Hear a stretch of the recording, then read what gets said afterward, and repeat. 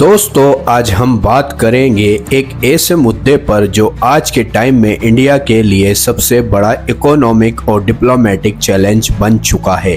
America के sanctions और tariffs on India.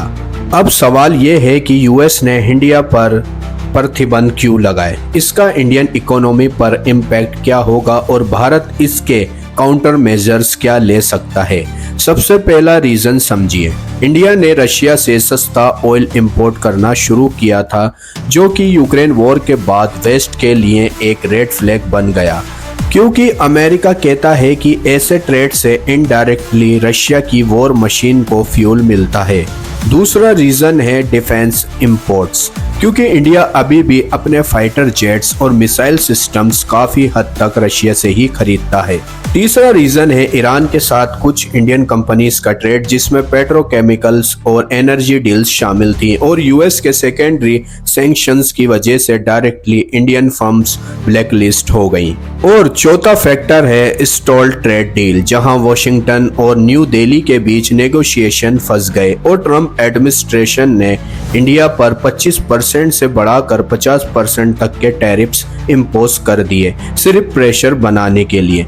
अब इसका इम्पैक्ट समझिए, इंडिया के एक्सपोर्ट्स पे डायरेक्ट हिट हो रहा है, खासकर टेक्सटाइल्स, गारमेंट्स और एग्रीकल्चर प्रोडक्ट्स पर। तिरुपुर का गारमेंट हब और सूरत का diamond industry order loss face कर रहे हैं। कॉटन यार्न का एक्सपोर्ट यूएस में 50% गिर गया है और माइक्रो स्मॉल मीडियम इंटरप्राइजेज जो ऑलरेडी टाइट मार्जिन्स पर चल रही थी, अब और क्राइसिस में आ गई हैं। जीडीपी ग्रोथ पर भी इफेक्ट होगा। एस्टिमेट्स के मुताबिक सैंक्शंस और टैरिफ्स मिलाकर इंडिया की ग्रोथ को लगभग 1% तक नीचे खींच सकते हैं।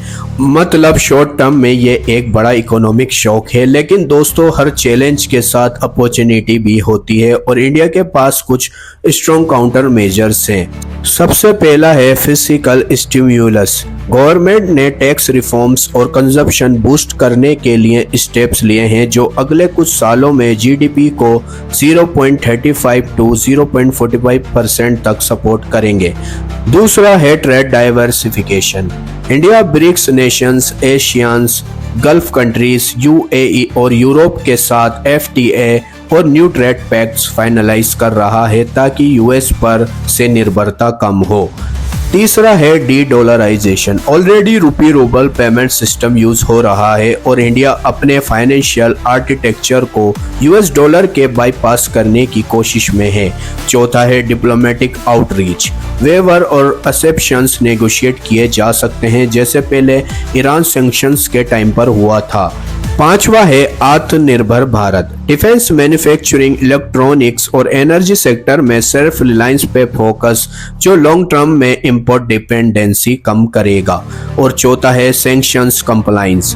इंडियन फर्म अपने लीगल और ट्रेड स्ट्रक्चर को यूएस सैंक्शंस के मुताबिक अलाइन कर सकती हैं, ताकि अननेसेसरी पेनल्टीज ना लगे। दोस्तों, अगर शॉर्ट टर्म में देखा जाए तो सैंक्शंस और टैरिफ्स डेफिनेटली इंडिया के लिए दर्दनाक हैं। एक्सपोर्ट्स गिरेंगे, माइक्रो स्मॉल मीडियम इंटरप्राइजेस को प्रॉब्लम्स होंगी और रुपये पर प्रेशर बनेगा, लेकिन लॉन्ग टर्म में यह इंडिया को और ज़्यादा रेसिलेंट और सेल्फ रिलायंट इकोनॉमी बनाने का एक मौका भी है। और जियोपॉलिटिक्स के लेवल पर इंडिया को ये डिसाइड करना होगा कि वो अपनी स्ट्रेटेजिक ऑटोनॉमी मेंटेन करे या फिर यूएस के प्रेशर में आकर अपनी फॉरेन पॉलिसी चेंज करे। एक चीज क्लियर है, ये सैंक्शंस कहते हैं कि दुनिया एक नए फेज में एंटर कर गई है, जहां हर इकोनॉमिक मूव एक जियोपॉलिटिकल चेस गेम बन गया है और अगले कुछ महीने डिसाइड करेंगे कि इंडिया इस क्राइसिस को एक मिस अपॉर्चुनिटी बनाता है या एक मास्टर स्ट्रोक में कन्वर्ट करता है। अगर ये वीडियो पसंद आई हो तो वीडियो को लाइक करें और अपनी राय देने के लिए, अपने व्यूज देने के लिए कमेंट करें। और अगर ये वीडियो आपको जरा भी नॉलेजेबल लगी हो तो अपने फैमिली फ्रेंड्स के साथ इस वीडियो को शेयर करें। ऐसी ही नॉलेजेबल और इंफॉर्मेटिव वीडियोस पाने के लिए क्यों फैक्ट चैनल को सब्सक्राइब कर लीजिए, ताकि आपको वीडियो टाइम पर मिल सके और बेल आइकन को प्रेस कर ले ताकि नोटिफिकेशन टाइम पर आ सके।